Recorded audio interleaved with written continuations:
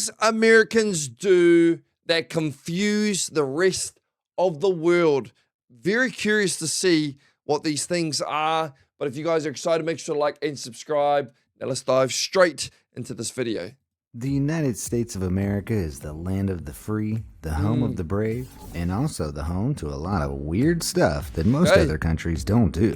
This former British colony has truly grown up to be its own quirky person. The following 10 things tend to confuse non-Americans, and you can find non-natives of the US of A discussing them all across the internet. Gotcha. Let's go. Number 10. Tipping. America definitely isn't the only country in the world where tipping is a common practice. In fact, if you're curious about what jobs get tipped in what countries, there's a website called whototip.net that breaks down the tipping customs of the world. Gotcha. But America is certainly the country where tipping is the most prevalent. In most countries and cultures around the world, tipping is simply an optional charge should you feel your server deserves to be rewarded for their efforts. However, in America, you should always give a tip of around 10 to 20%.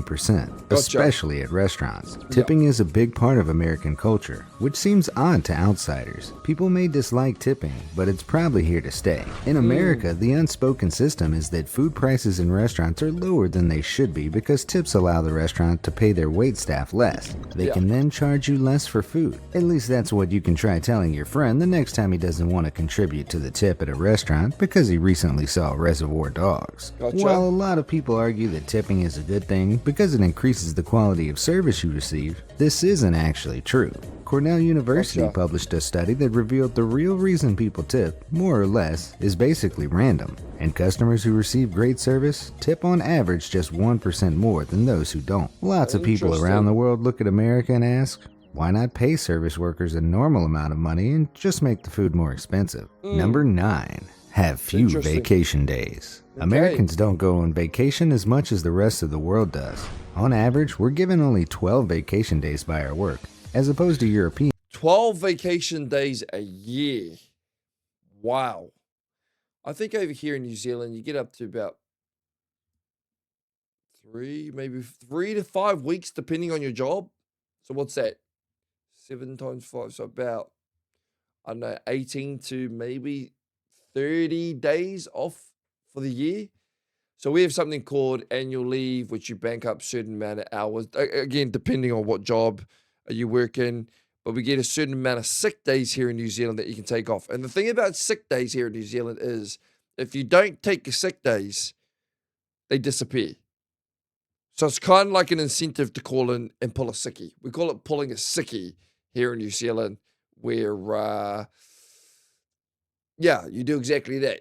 You call in sick, but you're not sick. Who get between 25 and 30. Perhaps more interesting is the fact that Americans on average only use 10 of their 12 given vacation days, whereas Europeans tend to use all of theirs. I guess over here you use all of them. Americans just can't bring themselves to leave the office while there's still work to be done. And while it may suggest Europeans are lazy, according to a mounting body of research, it's actually counterproductive not to take a vacation, as breaks help us rejuvenate, increasing our productivity over time. Not only that, when us Americans do go on vacation, we also travel less internationally than citizens of most other countries. Because you don't need to. You got 50 states. You got 50 states to travel to.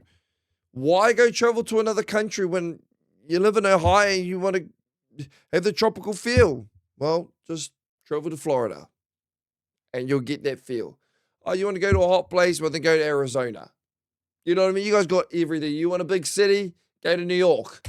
But that may be related to our limited number of vacation days. 12 days just doesn't allow for an international trip as well as 30 does, as the time and cost of travel to international destinations is so great. According to the Department of Commerce, American international travelers spent 42% of the cost of their entire trip simply on the travel to and from their destination. It's then not too surprising that most Americans don't even have a passport. That's crazy. That's crazy. I've heard so many comments about that. Well, one, you don't have a passport because you don't need a passport. Only 42% of U.S. citizens own a passport, whereas 76% of English citizens do. That means at least 58% of Americans haven't even left the US, as you need a passport to travel. To the rest of the world, this is an odd characteristic of such a prosperous nation. While it's partly due to limited vacation days, it may also be because Americans lack the desire to travel as much as the rest of the world. Number 8. Food preferences. When you go to a restaurant in America, you're probably going to get a lot of food. At least a lot more than most other nations would serve. It's a popular topic of discussion amongst non-Americans online. Many European tourists admit they would frequently just order one item off the menu and share it with another person. America does it big, and for non-Americans, the size options at fast food restaurants perfectly illustrate this. Take a look at this image by a Japanese citizen in 2000. Wow, look at the difference. That's actually a really cool photo. I've never seen a photo like this. McDonald's standard cup size, USA versus Japan. I'm telling you guys right now, you guys' portion size is huge. Your cup size is huge. Japan, I'll be completely honest, I think their cup size is like, I think you go one down from them for New Zealand. So our large would probably look like a Japanese medium. Our medium would look like a Japanese small. So technically, American cup sizes are 2 times the size of ours. 2011, comparing the sizes of McDonald's drinks in America versus Japan. The medium Japanese cup is the exact same size as the small American cup, and the American medium cup is larger than the Japanese large. But McDonald's is on the small size. Here are the small sizes at a number of vendors, showing just how much larger a small cup is in America. While many around the world like to joke about how it proves Americans are fat, the truth is a lot of them take away their leftovers in carry-out boxes to eat throughout the week. Still, American food is vastly different to food found in the rest of the world. For one, non-Americans are, on the whole, less obsessive about peanut butter. Brian Sternthal, a professor of marketing at Northwestern University's Kellogg School of Management, has said that in many parts of the world, peanut butter is regarded as unpalatable American curiosity. For example, according to Statista, Americans eat 1 kilogram of it per year, compared to 100 grams eaten per person per year in Europe. Wow. I gotta go back to this stat again. That's 10 times the amount. According to Statista, what was it? Americans eat 1 kilogram of kilogram to 100 grams to a European. Americans love their peanut butter per year, compared to 100 grams eaten per person per year in Europe. That's 10 times the amount Europeans eat. Other American food anomalies that have confused Europeans include comparatively small fruit and vegetable aisles full of fruits and vegetables that will cost you a lot more than they would across the Atlantic, as well as an overabundance of highly processed sweet and salty foods, and so-called cheese that can be sprayed out of a can. It's crazy. Number 7. College sports. In America, college sports are almost as popular as professional sports. In some areas, they're actually more popular. People will have barbecues outside of stadiums for hours before the game. Tailgating, baby. Game start, paint their faces, and hate on rival academic institutions. Actually, it's a good question. Are there big fights at college football games?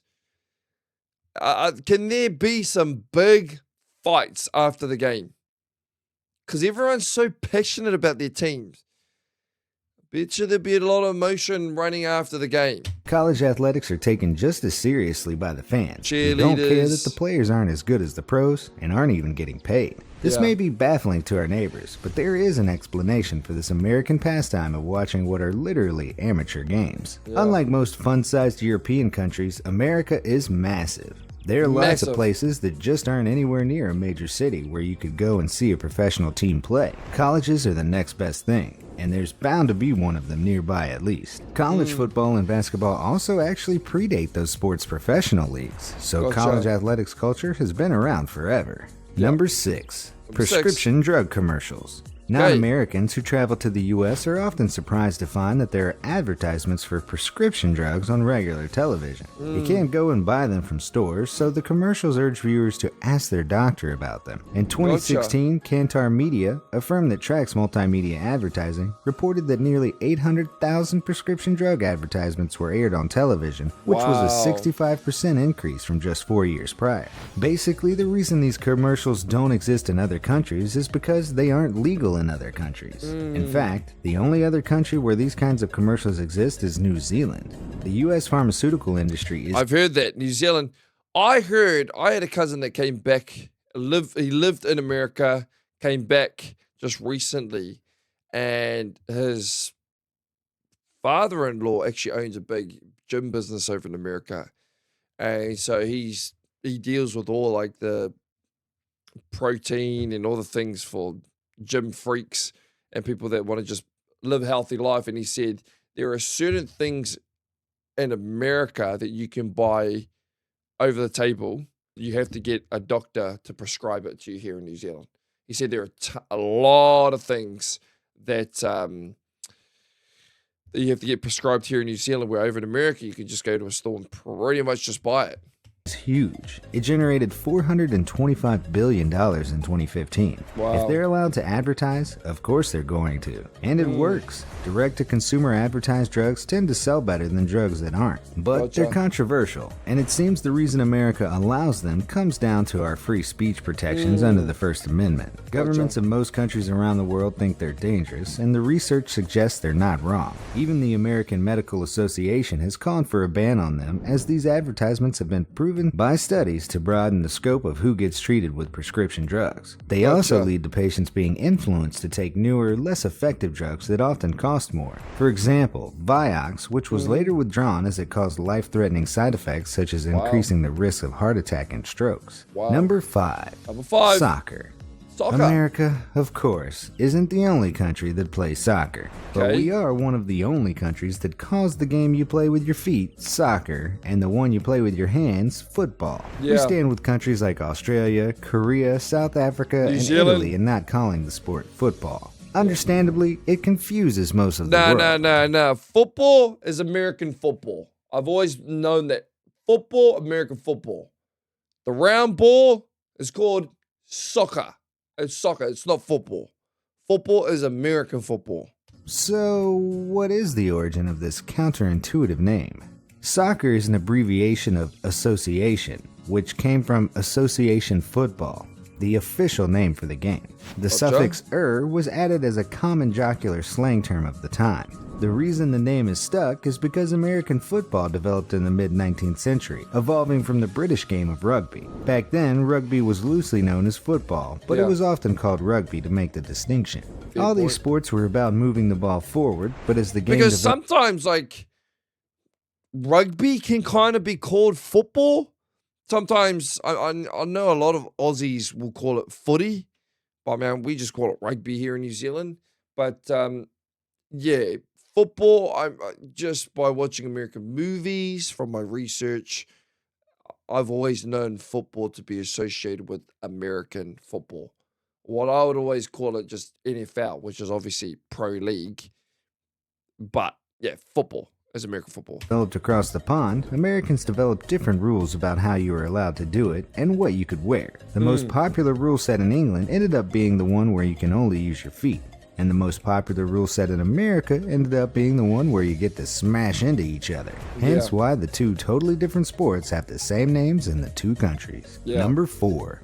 Not including sales tax. Wherever there's a discussion of American sales tax on the internet, you can find non-Americans telling their tales of being shocked at the final price because they didn't realize that sales tax wasn't included. In most countries, the price tag on an item includes the part you have to pay to the government, so they can build roads and other things. But not here in the US. This is because sales tax in America can vary by county. So something could cost a slightly different amount just a mile away. There are also very specific laws about what gets sales taxed. For instance, if you order coffee to go, there will not be sales tax in California. But if you sit down in the cafe and eat a donut, you will have to pay sales tax. Essentially, with all these rules, it becomes difficult to put things on a price tag. Number 3.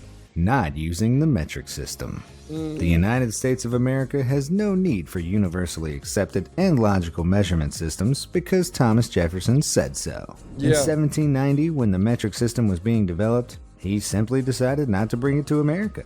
So it didn't happen. America, Liberia, and Myanmar are the only countries in the world that use the imperial system. Gotcha. Liberia uses the same units that America does, and Myanmar is a bit of a mess. They use a combination of their own totally unique Burmese measuring units, American imperial units, and metric units. So they may have the distinction of being the only country with a bigger headache when it comes to this than America. But surely now that Thomas Jefferson is long dead, we could just switch over, right? Well, it isn't that simple. It would cost a lot of money to switch over the country's whole infrastructure to the metric system, now that the US already uses their own unique imperial system. The closest the US has gotten is that today, in US schools, kids learn about both the imperial and metric systems. So most of us do have a basic understanding of how the metric system works, even if we never really use it. Even if you buy a measuring tape in the US, it will have both imperial and metric units on it. Throughout American history, there have been... I've heard a lot of you guys write there in the comments that you guys do go by centimeters, but what would be some pound, kg, liters, gallons, centimeters, inches? The funny thing is we actually use a bit of both. So I'm 6 foot 2 inches. We do, in terms of height, we do say that. Obviously, same time I say I'm 188 centimeters tall.